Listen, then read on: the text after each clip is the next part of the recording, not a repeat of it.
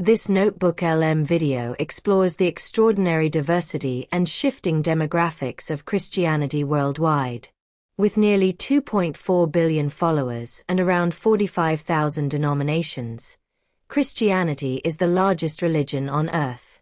The video examines its three main branches: Roman Catholicism, Protestantism, and Eastern Orthodoxy. All right, let's dive in. Today, we're taking a look at Christianity, a faith that started with just a handful of people, and now, well, it includes nearly a third of everyone on the planet. But its 2,000-year journey is full of some wild fractures, massive shifts, and honestly, some mind-blowing numbers. So, let's get right into it. I want to start with just one number, 45,000.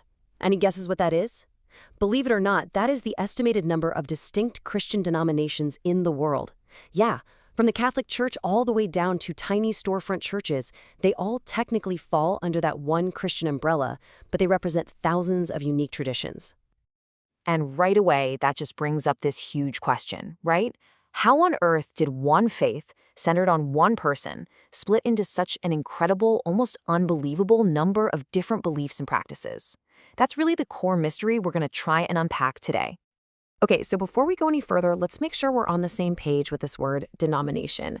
What is it? Basically, you can think of it as a formal religious group where all the member churches share a name and a core set of beliefs.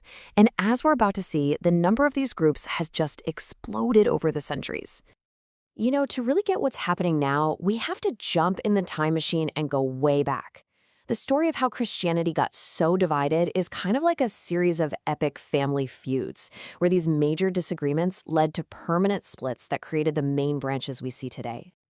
It really boils down to three key moments on the timeline. The first big break happened way back in 451 CE. It was over a really deep, complex debate about the nature of Christ, and it led to the Oriental Orthodox churches going their own way. Then, fast forward to 1054, you get the Great Schism, which officially split the church between the Latin West, what became Roman Catholicism, and the Greek East, what became Eastern Orthodoxy. But the biggest fracture of all, the one that really opened the floodgates, kicked off in 1517 with the Protestant Reformation. So the first huge branch is Roman Catholicism. It's the largest single Christian group on the planet, hands down.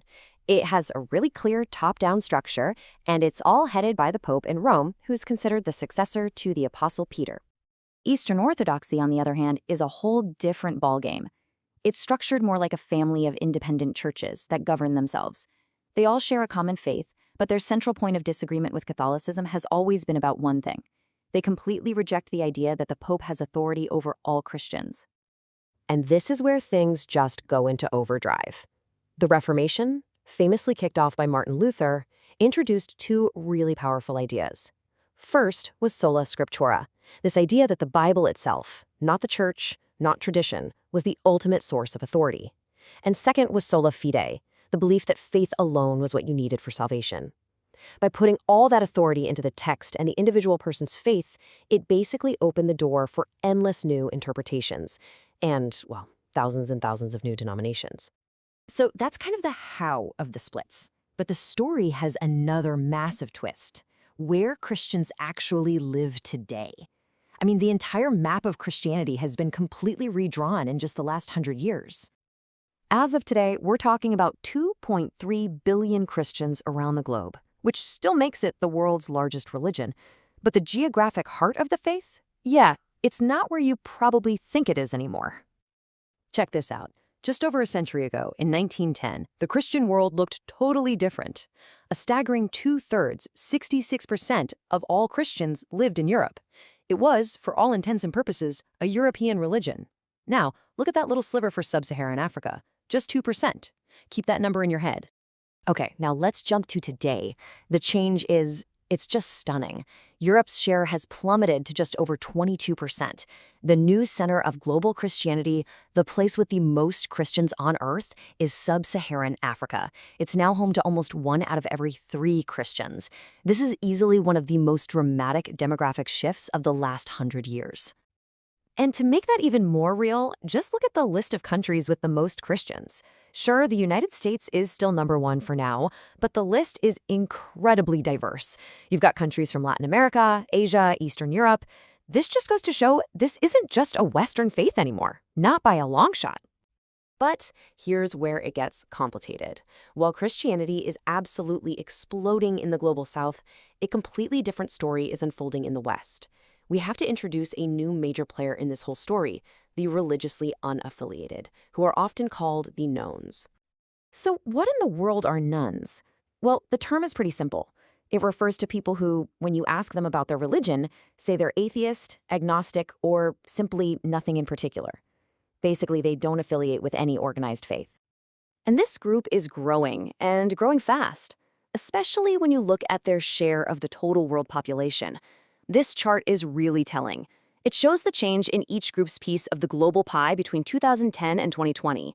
So while the number of Christians did grow, they grew slower than the world's population, so their overall share actually went down. The nones, on the other hand, grew faster, increasing their slice. So you might be wondering, where are all these nones coming from? Well, according to researchers at Pew, the main driver isn't really about birth rates, it's about switching. In particular, huge numbers of people who are raised Christian are choosing to no longer identify with any religion as adults. And if you want to see a crystal clear example of this happening, just look at the United States. In a single decade, just 10 years, the percentage of Americans who call themselves Christian fell by 14 points. It went from 78% all the way down to 64%. That is a massive and incredibly rapid cultural shift, and it's driven almost entirely by that switching phenomenon.